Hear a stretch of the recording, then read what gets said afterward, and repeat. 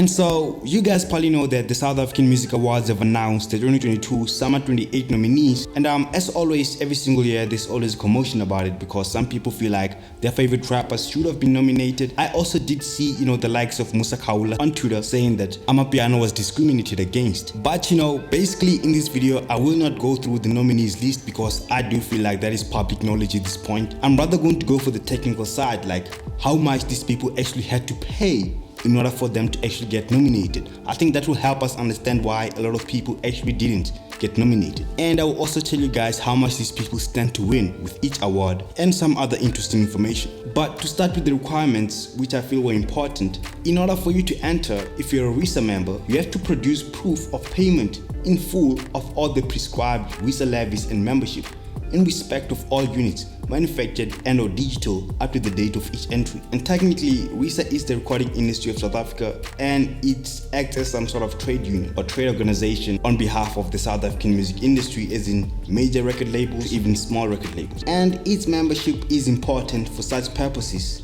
And I did get from a credible source that a lot of people in the Amapiano world actually did not have their RISA levels in check. Because let's be honest, if you make music in your own apartment, then distribute it digitally, then to a certain extent you could see stuff like RISA, as sort of being irrelevant. And this is where it gets interesting.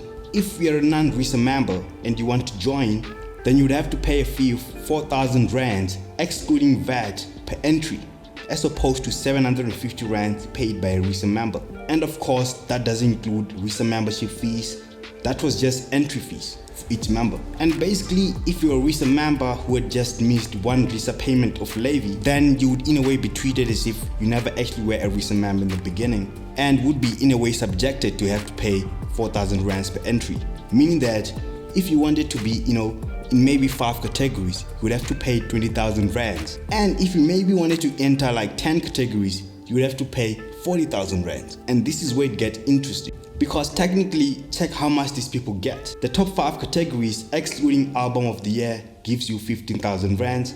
Album of the Year gives you 25,000 rands. And the general categories give you 10,000. Lifetime Achievement Award, 20,000. The International Achievement Award gives you 20,000 as well. Technical Award, 10,000. Best-Selling Award, 10,000. Public Vote categories, which are 3, gives you 20,000 each.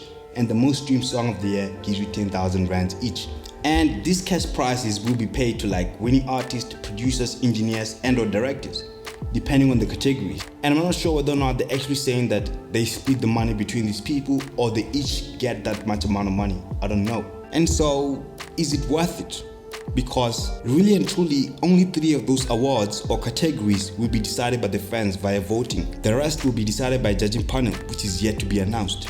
And we all know that those people can, in a way, be biased and corrupt in many cases. And that is why artists like Espanya Vest have said that they will never actually enter those awards, because there has been a lot of allegations in the past of corruption in the awards. But just outside of politics, there has been some interesting stuff which are still worth mentioning, like Questa, who failed to secure a nomination for the first time ever, as he got a nomination for Special Request under Bada Bing, and then Dakar, and then his record 6 wins under Dakar 2, which of course was contracted under Entertainment. And so this time his first album being released under his own record label did not get a nomination. But I guess that is just the journey to entrepreneurship. You start from the very bottom. However though, his former business partner Kid X was nominated for his project Father of Zen, and of course Zakes Bantwini is leading the pack with about 7 nominations.